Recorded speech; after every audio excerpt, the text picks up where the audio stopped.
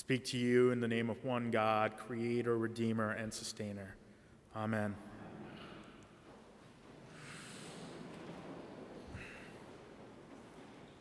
Happy Independence Weekend.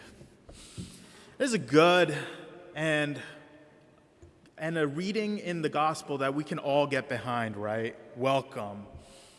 Certainly, this reading is better than last week, which was all about strife in family, brother against brother, father against son, mother against daughter, and so forth. I'm glad I avoided that one. Maybe, because this reading, on the surface level, yes, we're Episcopalians, we can all get behind. Welcome, that's what we do, right? All are welcome, truly. Anybody can walk through those doors. That is what we believe. Yet sometimes, the things that we repeat a lot, we're in a 3-year cycle for our lessons, our readings. Sometimes we hear things annually, like the seasons of the church, and sometimes we repeat the same words every week, like the Eucharist.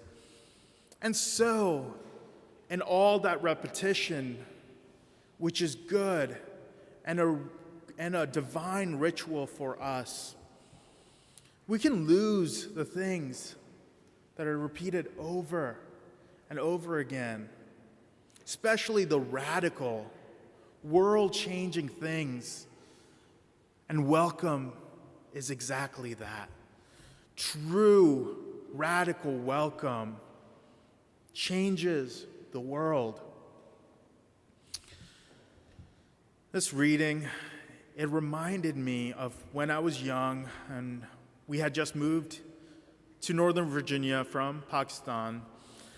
And in my school, there was this rather peculiar, and maybe not peculiar, maybe everybody goes through this, but this idea that you were either, as a student there, and this was in elementary school, you were either a lifer who had been going there since kindergarten, or you were new, so you were not a lifer.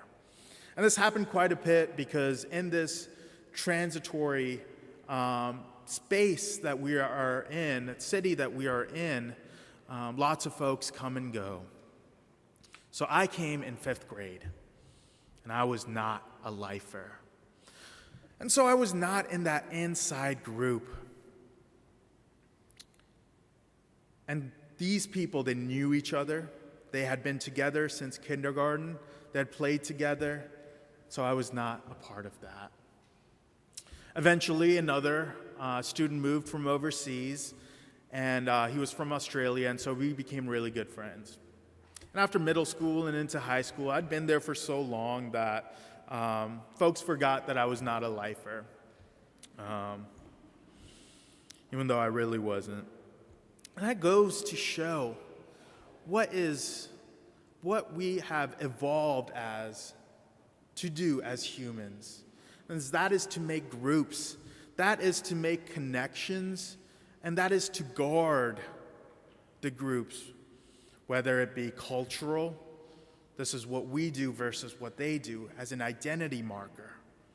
It can be religious, we are Episcopalians, we are mainline. It can be racial, it can be all sorts of things. That is how culture has developed over time. We see that in the Bible. We see that in the Hebrew Bible, the Old Testament, where so much of what they do is because they worship Yahweh. The Israelites are separate. They are different. And that is what Jesus is trying to fight against in our gospel reading. This natural ability to make groups and stay in them. Whether it be Roman, whether it be Jewish, whether it be Gentile. Paul takes it a step further. He takes it to the Gentiles, the outsiders of the outside for the Jewish people. And is what's radical. First, Jesus does start with the ones who believe in him, the ones who are in the group. Welcome the disciples, welcome the prophets.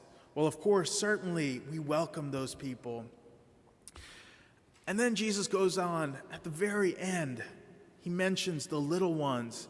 If you give a cup of water to the little ones, you are welcoming me. See, all the other ones, they represent Jesus. Of course they do. But the little ones in that society might not. They might be too young. They might be too low in the social hierarchy to learn these sorts of things. Yet to welcome them is to welcome Christ. This is radical welcome. And I know that's something that we all can get behind. But know that it is not something that is easy. It is not something that is in our nature to do all the time. But it is from the divine. And that is what I'm taking into this Independence weekend and into my life. Let it be so.